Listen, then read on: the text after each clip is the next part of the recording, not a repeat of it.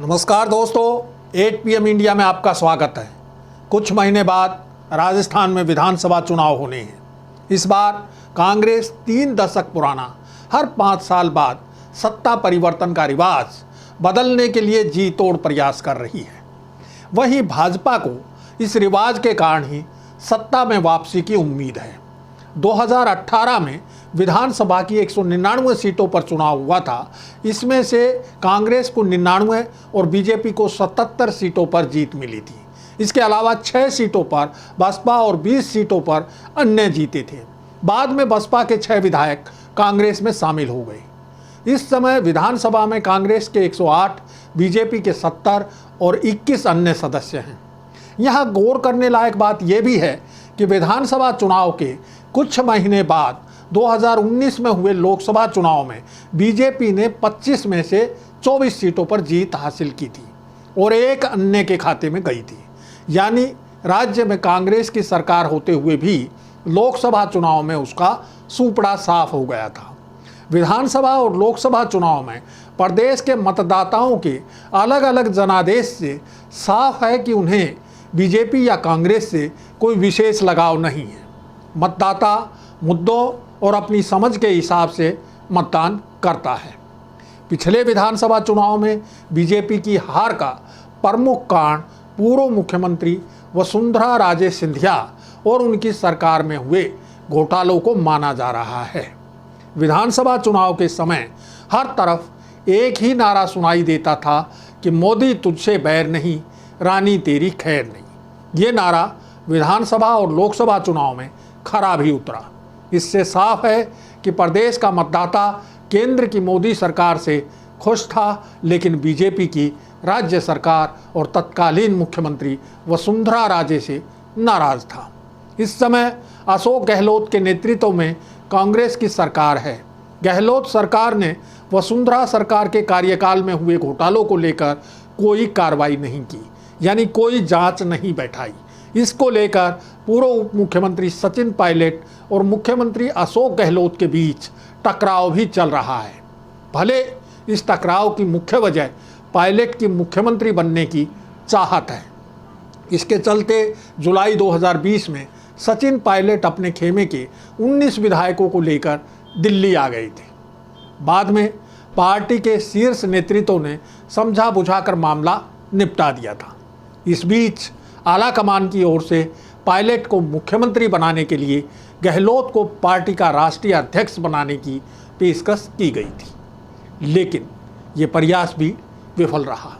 यहाँ एक बात साफ है कि अशोक गहलोत और उसके गुट के विधायक सचिन पायलट को किसी भी सूरत में मुख्यमंत्री नहीं बनने देना चाहते। अब सचिन पायलट गहलोत सरकार का विरोध छोड़कर चुनाव में पार्टी की जीत सुनिश्चित करने में लगे हैं। सतही तौर पर पार्टी में कोई गुटबाजी नहीं दिख रही है। कांग्रेस सामूहिक नेतृत्व में चुनाव मैदान में उतरने जा रही है, अर्थात मुख्यमंत्री कौन बनेगा इसका फैसला चुनाव के बाद होगा। कांग्रेस की संपूर्ण चुनावी रणनीति अशोक गहलोत सरकार की लोगों को डायरेक्ट बेनिफिट पहुंचाने वाली योजनाओं पर आधारित है। राजस्थान सरकार ने हरियाणा की तरह छोटे जिलों को विकास का आधार मानते हुए 19 नए जिले भी बनाए हैं। अब प्रदेश में कुल 50 जिले हो गए हैं। चुनाव से ठीक पहले राज्य सरकार ने कई नई योजनाएं शुरू की हैं। इनमें महंगाई राहत योजना के तहत 6.5 करोड़ से ज़्यादा लोगों को गारंटी कार्ड बांटा जाना, 500 रुपये में LPG गैस सिलेंडर मुहैया करवाने के लिए करीब 50 लाख परिवारों का रजिस्ट्रेशन, 25 लाख तक मुफ्त इलाज के लिए 1 करोड़ से ज़्यादा लोगों का रजिस्ट्रेशन, मुफ्त बिजली के लिए 82 लाख से ज़्यादा कनेक्शन धारियों का रजिस्ट्रेशन, फ्री राशन, रोजगार, सामाजिक सुरक्षा योजना, पेंशन और ओल्ड पेंशन स्कीम जैसी घोषणाएं शामिल हैं, जिनका गहलोत सरकार जोर शोर से प्रचार कर रही है।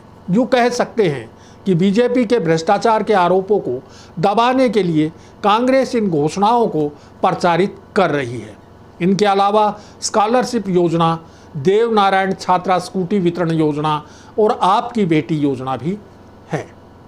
उल्लेखनीय है कि राजस्थान सरकार की इन योजनाओं को पिछले दिनों हुए कर्नाटक विधानसभा के चुनाव में भी प्रचार का प्रमुख आधार बनाया गया था, जिसमें कांग्रेस को सफलता भी मिली। इन्हीं योजनाओं के बूते कांग्रेस एक बार फिर राजस्थान में सरकार बनाने के मंसूबे बांध रही है। दूसरी तरफ बीजेपी भी कांग्रेस की तरह सामूहिक नेतृत्व में ही चुनाव मैदान में उतरेगी, अर्थात वह प्रधानमंत्री मोदी और हिंदुत्व के नाम पर ही वोट मांगेगी। वहीं कांग्रेस को हराने के लिए उसी का कर्नाटक वाला फार्मूला अपनाने जा रही है। कांग्रेस ने भ्रष्टाचार और 40% कमीशनखोरी को मुद्दा बनाकर कर्नाटक में बीजेपी को सत्ता से बाहर कर दिया था।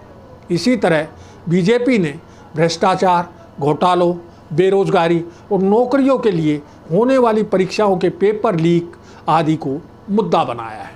यहाँ बीजेपी का आरोप है कि गहलोत सरकार में 50% कमीशनखोरी है, जबकि मध्य प्रदेश में कांग्रेस भी बीजेपी की सरकार पर 50% कमीशनखोरी का आरोप लगा रही है। कांग्रेस बीजेपी के हल्ला बोल से जन कल्याणकारी योजनाओं से अपना बचाव कर रही है।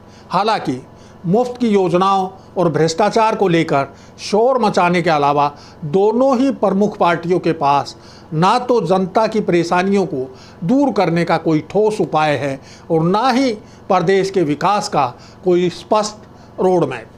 बीजेपी जहां प्रधानमंत्री नरेंद्र मोदी के नाम पर वोट मांगेगी, वहीं पूर्व मुख्यमंत्री वसुंधरा राजे सिंधिया को पूरी तरह नज़रअंदाज कर रही है। इससे सिंधिया कैंप में नाराजगी है और विरोध के सुर भी उठने लगे हैं। ये बीजेपी की सेहत के लिए ठीक नहीं है। इसका खामियाजा बीजेपी को चुनाव में उठाना पड़ सकता है। कांग्रेस में भी गहलोत और पायलट के बीच नाराजगी है, लेकिन वे दोनों फिलहाल मतभेद भुलाकर पार्टी के लिए काम कर रहे हैं। जबकि बीजेपी में हो सकता है कि चुनाव से पहले बगावत भी हो जाए, और यदि बगावत ना भी हुई तो भी भीतर घात की आशंका से इनकार नहीं किया जा सकता। ये बीजेपी के केंद्रीय नेतृत्व को देखना है कि वो वसुंधरा राजे की नाराजगी से कैसे निपटता है। पूरे देश की निगाहें इस बात पर लगी हैं कि राजस्थान में सत्ता परिवर्तन का रिवाज बदलता है या कायम रहता है। अब समय हो चला है आपसे विदा लेने का। जल्द फिर हाजिर होंगे नए मुद्दे और सवालों के साथ। नमस्कार।